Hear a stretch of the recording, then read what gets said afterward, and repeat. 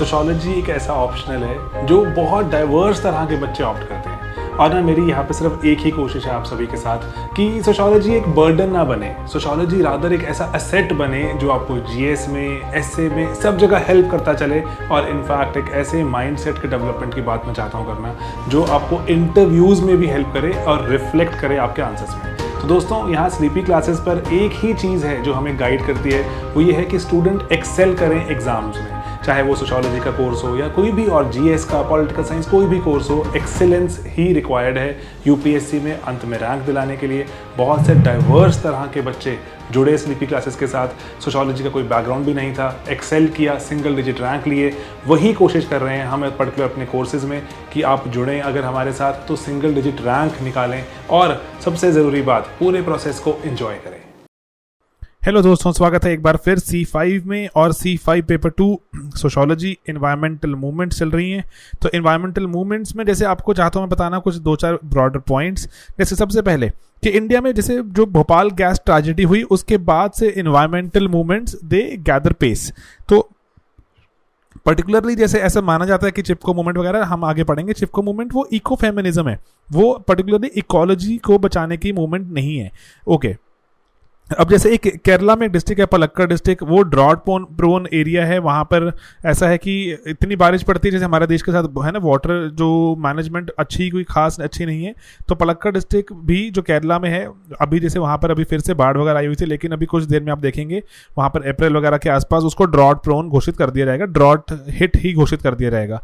वहाँ पर एक जैसे जो लगाए गए प्लांट्स जो कि ज़मीन में से पानी निकालते थे एंड कोक पेप्सी वगैरह बना रहे थे, तो उसमें ऐसा हुआ कि वो ड्रॉट प्रोन एरिया में इतना वाटर इंटेंसिव जो फैक्ट्री लगा दी गई, तो उससे काफ़ी दिक्कत हुई एंड वहाँ पर इन्वायरमेंटल मूवमेंट और तेज़ हो जाती हैं। तो ये 2-4 कुछ ऐसे इंसिडेंट्स हमें याद होने चाहिए। भोपाल गैस ट्रेजेडी, पलक्कड़ वाला जो, उसके कारण जो देश में जो इन्वायरमेंटल कंसर्न बहुत रैपिडली राइज किया। देन उसके बाद नेचुरल रिसोर्सेज की जो एक्सप्लॉयटेशन चल रही है उसके खिलाफ। देन डैम को लेके आप पढ़ेंगे, डैम को लेकर तो जगह जगह पे बहुत सारे जो आपको जो लोग आते गए, इवन की जो गंगा में जो भागीरथी में बड़े बड़े डैम बनाए जा रहे हैं उसके खिलाफ मूवमेंट चलती रहती हैं। एंटी पॉलीथीन है ना, और ग्लोबल वार्मिंग के खिलाफ। तो ये कुछ मेजर जो इंडिया में थीम्स हैं जिसके जो कि इन्वायरमेंट से जुड़ी हुई हैं एंड उसमें कुछ कुछ इंसिडेंट्स हम पढ़ते रहेंगे। जैसे भोपाल गैस ट्रेजेडी, उसमें काफ़ी लोग मर गए, तो उसमें था कि इन्वायरमेंटल मूवमेंट शुरू हुई कि किस तरह से कि ऐसे अगर एकदम सडनली ऐसे कुछ हो जाता है, इन्वायरमेंटल हैजर्ड कितना है इसका। जैसे मिथाइल आइसोसाइनेट अगर रिलीज हुई, लोग मरे, उसके बाद तक उसका इम्पैक्ट दिखता है कि वहाँ पे आसपास की जो इन्वायरमेंट है, जो बायोडाइवर्सिटी काफ़ी इफेक्ट हो गई उससे। उसके बाद वहाँ पे जैसे कोका कोला, पेप्सी कोला वाला हमने एग्जांपल देखा कि किस तरह से जो डैम क्रिएट होते हैं जब, तो किस तरह से वहाँ पर डैम्स के चलते ना तो सिर्फ जैसे डिस्प्लेसमेंट होते हैं, डिस्प्लेसमेंट अलग पढ़ेंगे हम, ठीक है। एंड वहाँ पर जैसे क्या हो रहा है, डैम से जो आसपास का जो एरिया इनंडेट हो जाता है और बहुत सारी बायोडाइवर्सिटी का लॉस होता है। अभी आप पढ़ रहे हैं जैसे कि टाइगर रिजर्व, पन्ना टाइगर रिजर्व शायद डूब सकता है अगर वहाँ पर अगर रिवर इंटरलिंकिंग का प्रोजेक्ट चलाएंगे। तो ना ये ऐसे ऐसे एग्जाम्पल्स आप जो जीएस से भी उठा रहे हैं, तो आप यहाँ पे कोट करेंगे, इन्वायरमेंटल मूवमेंट्स इससे तेज हो जाती हैं। झोला आंदोलन था जो कि झोला लेकर जाओ, पॉलिथीन बैग्स क्यों कैरी करने हैं, महाराष्ट्र में इसको लेके आपने पढ़ा होगा कि इवन व्हाट्सएप वगैरह पे बहुत सारे जो चीज़ें शेयर की गई कि पॉलिथीन इतना आप से बेटर है कि एक झोला लेकर साथ जाओ, सब्जी वगैरह जो खरीदनी है उसमें रखो, बार बार रीयूज करो उसको। ये सब चलता रहा। बाकी चिपको आंदोलन कहीं ना कहीं इन्वायरमेंट से जोड़ दिया गया, ठीक है, ऑल राइट। नर्मदा बचाओ आंदोलन, मिट्टी बचाओ एंड कोयल करो, है ना। और ये कोयल एक वही रिवर का नाम ही है, तो उसी के आसपास मिट्टी बचाओ आंदोलन में क्या था कि वाटर लॉगिंग हो रही थी। वाटर लॉगिंग जब जैसे जो तवा डैम था, तवा डैम एमपी में, उसको जब वो वाटर को रेज करना था तो वाटर लॉगिंग हो रही थी। वाटर लॉगिंग होने से वहाँ की जो सॉइल थी वो सैलिनिटी उसमें वो सेलाइन होती जा रही थी, नमकीन हो जाती and not fit for farming. तो इसीलिए मिट्टी बचाओ एंड कोयल करो, ये सब ऐसे कुछ कुछ एग्जाम्पल्स हैं जो हम लिख सकते हैं इन्वायरमेंटल मूवमेंट से जो चीज़ें जुड़ी हुई हैं। ओके, अब इंडिया में इमर्जेंस कहाँ से होती है इन्वायरमेंटल मूवमेंट्स की, इसकी बात करते हैं। इसके पॉलिटिकल रीजन है, इकोनॉमिक रीजन है, सोशल, टेक्नोलॉजिकल, इन्वायरमेंटल, जैसे मर्जी आप लिखते रहो। सबसे पहले आपको ब्रॉडर फ्रेमवर्क है वो। उसके अलावा अगर आपको स्पेसिफिक बात और जाननी है, इको फेमिनिज्म की नेचुरल रिसोर्सेज हैं, इनका कंट्रोल किसके पास होगा। अगर नेचुरल रिसोर्सेज कंट्रोल अगर जो लोकल कम्युनिटी से अगर छीन कर किसी और को दे दिया जाता है तो उसमें काफ़ी नुकसान होता है औरतों का। हम पहले बात कर चुके हैं इस पर। एंड देन यहाँ पर देखो क्या है कि जो चिपको और जो नर्मदा बचाओ आंदोलन यही है कि कॉन्फ्लिक्ट किसका है, कंट्रोल ओवर फॉरेस्ट, कि फॉरेस्ट और वाटर वगैरह रिसोर्सेज का कंट्रोल किसके पास, सरकार के पास कंट्रोल है इसका, सरकार जो मन करे वही करेगी, या फिर ये लोगों के पास कंट्रोल है। तो देन चिपको मूवमेंट में जो गढ़वाल में शुरू हुआ एंड 1970s में, एंड उसके बाद वहाँ पर बहुत सारे इंस्टेंसेस जो हुए कि लोगों ने नए नए इनोवेटिव टेक्निक्स निकाली प्रोटेस्ट करने की, जो कि जनरली इलिटरेट पेजेंट्स थे, मेन विमेन चिल्ड्रन, जो फॉरेस्ट को हक कर लेते थे। एंड क्योंकि ये फॉरेस्ट वो वाले थे कि जो फॉरेस्ट को काट के जो लॉगिंग करके इनको एक्सपोर्ट किया जा रहा था, यहाँ से निकाला जा रहा था। तो अब यहाँ पे जो पेजेंट्स क्या थे, जनरली देखा गया ऐसा, they were not interested in saving the trees, ठीक है, ऐसा नहीं है कि पेड़ बचाने के लिए, बट लेकिन वो क्या कर रहे थे अपना वो कि उससे उनको था जो इससे जो आउटपुट निकलती है, जो एग्रीकल्चर और जो हाउस होल्ड रिक्वायरमेंट पूरी होती हैं, वो थ्रेटन होनी शुरू हो गई थी कि अगर ये पेड़ चलेंगे तो हमारे घरों में जो हमें जो बहुत सारा सामान मिलता है, जो फ्यूल वुड वगैरह मिलती है, उससे क्या होगा अगर ये सरकारी प्रॉपर्टी ही बन गई तो सस्टेनेंस और सर्वाइवल वाली वो एक बिल्कुल इमीडिएट थ्रेट है। ऐसा तो है ना, आप बोल सकते हो कि लॉन्ग टर्म में तो ग्लोबल वार्मिंग हो जाएगी अगर पेड़ नहीं रहेंगे। लॉन्ग टर्म वाली लड़ाई नहीं लड़ रहे थे वो, शॉर्ट टर्म वाली कि हमारे घर में खाना कैसे बनेगा, ठीक है, ओके। देन उसके बाद इकोलॉजिकल कंसर्न्स बनते गए, जगह जगह पे इसको रेप्लिकेट किया गया। आपको पता है कि जो अपिको आंदोलन भी सिमिलर लाइन पे चलाया गया कर्नाटका रीजन में, जो एंड चिपको अपिको। तो ये पैरेलल चीज़ें हैं कि लॉगिंग के जो लॉगिंग मतलब कि जो पेड़ काट रही हैं, वो जो अमीर लोग हैं वो अपने फ़ायदे के लिए और उनके घर में फर्नीचर वगैरह बनेंगे, वो पेड़ काट के जो ले जा रहे हैं, तो उससे गरीब को बहुत नुकसान हो रहा है। तो उसी को भी साथ जोड़ दिया गया। इसको क्या कहा गया, इको फेमिनिज्म पर यूपीएससी आपको शॉर्ट नोट लिखवा चुका है, ठीक है। तो इसीलिए कोई डरने की बात नहीं है कि ये क्या पूछ लिया, बिल्कुल साक्षात नोट्स में से निकली हुई चीज़ थी। आराम से उसमें हमारे जो पॉइंट वहाँ पूछ रहे थे हमारे पास थे उसके इनफ पॉइंट्स वहाँ पर, ठीक है।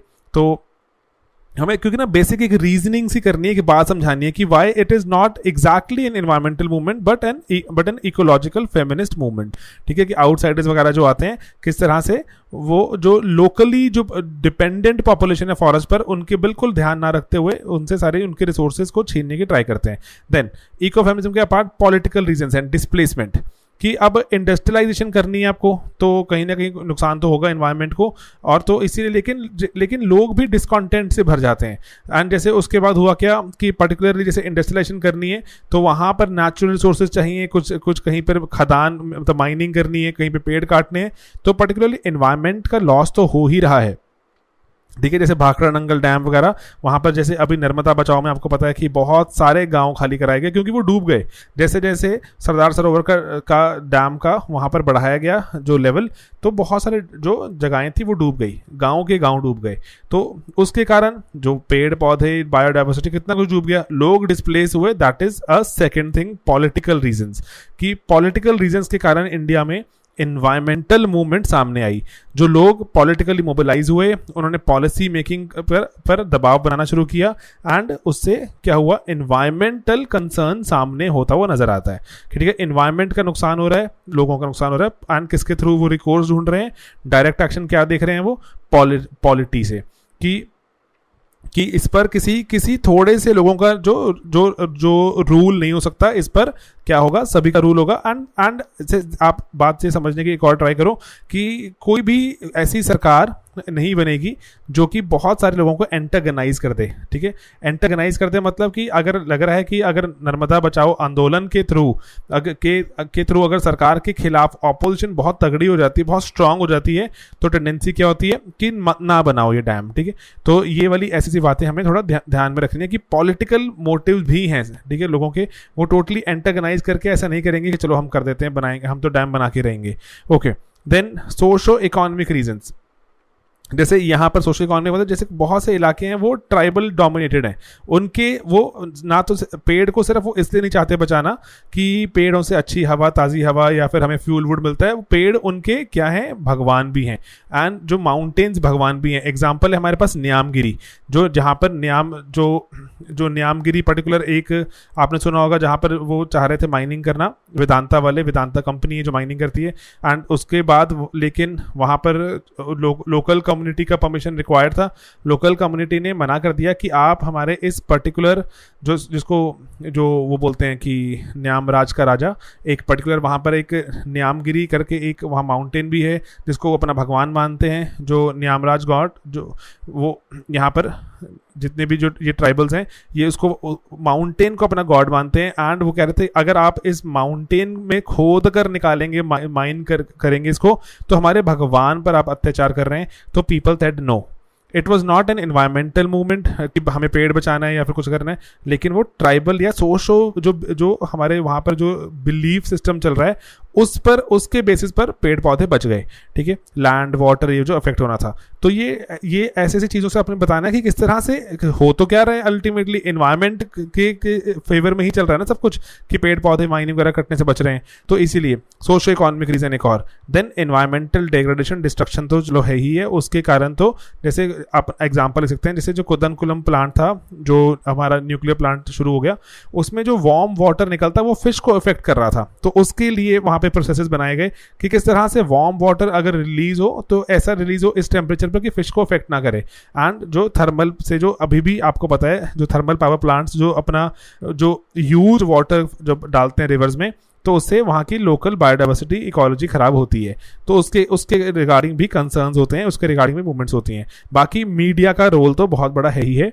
जैसे अब यहाँ पर जो ओवरऑल जैसे गंगा यमुना के बारे में बात करते हैं कि किस तरह से जो मेगा डैम्स बन रहे हैं, कैसे वहाँ पे पहाड़ों को नुकसान पहुँचा रहे हैं। केदारनाथ ट्रेजेडी ने हमें बहुत कुछ हमें अवेयर कराया कि किस तरह से जो मेगा डैम्स हैं, जो ह्यूज बिग डैम्स हैं, वो ज़रूरी नहीं है कि हर बार बचाएं। ठीक है, they can also create catastrophe. And then उसके बाद हमारे पास जो बहुत सारी जो इंडियन हमारी बड़ी बड़ी सिटीज़ हैं, जैसे दिल्ली, आपको पता होगा चाहे however crowded Delhi is, लेकिन Delhi is still the greenest capital. ठीक है, कि उसमें सबसे ज़्यादा पेड़ लगे हैं अभी भी। तो ये सारे के सारे कहीं ना कहीं कंसर्न्स आते गए, और उसके कारण आप उसके बाद और लिख सकते हैं कि दिल्ली में ही जैसे जो CNG का लागू करना कहीं ना कहीं इन्वायरमेंटल कंसर्न है। और उसके बाद अभी आप लेकिन अभी भी थ्रेट्स लिख सकते हो, बहुत सारे थ्रेट्स हैं हमारे पास कि कहीं ना कहीं हमारे पास अभी भी जो पॉल्यूशन लेवल बहुत हाई है, पॉल्यूशन जो एनवायरमेंटल जो मूवमेंट चलनी शुरू हो गई हैं कि वो भी डिफरेंट तरह की चली हैं। जैसे अभी आप देखते हो कि जो PM 2.5 PM 10 टाइप चीज़ें नई नई लेवल की हमें पता लग रही हैं कि जो पॉल्यूटेंट अलग अलग तरह के आ रहे हैं, जिनको कलेक्टिवली कैसे रोका जाए, तो समाज को इकट्ठे होकर ही बदलना पड़ेगा। कि बहुत सारा जैसे व्हीकुलर एमिशन से आता है ना, जैसे आप इसको ना ऐसे आर्ग्यूमेंट बिल्ड कर सकते हैं कि व्हीकुलर एमिशन से निकलते हैं ये, और उसके बाद अगर लोग अपने व्हीकल कम कर दें एंड सोशल मूवमेंट चले जहाँ पर पब्लिक ट्रांसपोर्ट से लोग ट्रैवल करें ज़्यादा से ज़्यादा, तो ये हो सकता है ये इन्वायरमेंटल कंसर्न। तो लेकिन अगेन होगा क्या, अवेयरनेस। जैसे जैसे इन चीज़ों के बारे में अवेयरनेस बढ़ती रहेगी वैसे वैसे आपके एनवायरमेंटल जो चीज़ें भी आते रहेंगी। आप और भी चाहें तो अपने ना यहाँ पे GS को कोड कर सकते हैं, जैसे NGT को कोड कर सकते हैं कि हमारे पास लॉज बने, जैसे नेशनल ग्रीन ट्रिब्यूनल, तो वो NGT उसमें से आता है हमारे पास एक। देन हमारे पास बहुत सारे और एक्ट्स हैं, जैसे वाइल्ड लाइफ वगैरह के एक्ट हमारे पास जो हैं, वाटर एयर पोल्यूशन वाले एक्ट हमारे पास, CPCB है हमारे पास, पोल्यूशन कंट्रोल बोर्ड है ना, CPCB एट्सेट्रा। तो ये आपने बताना है ये वेरियस लेवल पर, not only in India, even की ग्लोबल लेवल पर भी हमारे पास जो इन्वायरमेंटल मूवमेंट चली है उसका असर नज़र आता है हमें। ठीक है, तो आप अगर चाहें तो अपने जो पेपर 1 में आपने पढ़ा था एंथनी गिडेंस के बारे में, उन्होंने बताया था कि जो न्यू सोशल मूवमेंट्स कौन सी हैं, जो न्यू सोशल मूवमेंट्स में वो एक मूवमेंट को एनवायरमेंटल मूवमेंट भी डालते हैं। आप बोल सकते हैं कि इवन एंथनी गिडेंस भी न्यू सोशल मूवमेंट को वन ऑफ द मूवमेंट्स मानते हैं। ठीक है, जो एनवायरमेंटल मूवमेंट को one of the new social movements मानते हैं। वो बोलते हैं ना 4 तरह की सोशल जो नई सोशल मूवमेंट है, उसमें से एक कौन सी थी, याद करो, एनवायरमेंटल मूवमेंट थी। तो चीज़ें कोट करो, थोड़ा सा अपने GS से भी लेकर आओ, अच्छे आंसर बनाओ, आर्ग्यूमेंट स्ट्रॉन्ग करो कि किस किस कारण से मूवमेंट आती है। कुछ स्पेसिफिक पूछा रहेगा, स्पेसिफिक के बारे में बात कर सकते हैं कि ये क्या क्या चीज़ें होती हैं। ठीक है, इको जैसे फेमिनिज्म के बारे में पूछ चुके हैं एंड कि वो क्या मतलब था। लोगों को अगर इको फेमिनिज्म का मतलब ही नहीं पता होता तो आंसर नहीं बना पाते। अब आपको मतलब पता होगा, you will be able to create answers. ठीक है, ओके। अपने पास एक जो मूवमेंट और है वो भी करेंगे, एथनिसिटी एंड आइडेंटिटी मूवमेंट। ठीक है, और अगेन इसमें ब्रॉडर फ्रेमवर्क देखेंगे, पॉल ब्रास का बहुत अच्छा फ्रेमवर्क है, उसको कवर करते हैं आने वाले लेक्चर में बहुत जल्द। ठीक है दोस्तों, ओके, थैंक यू।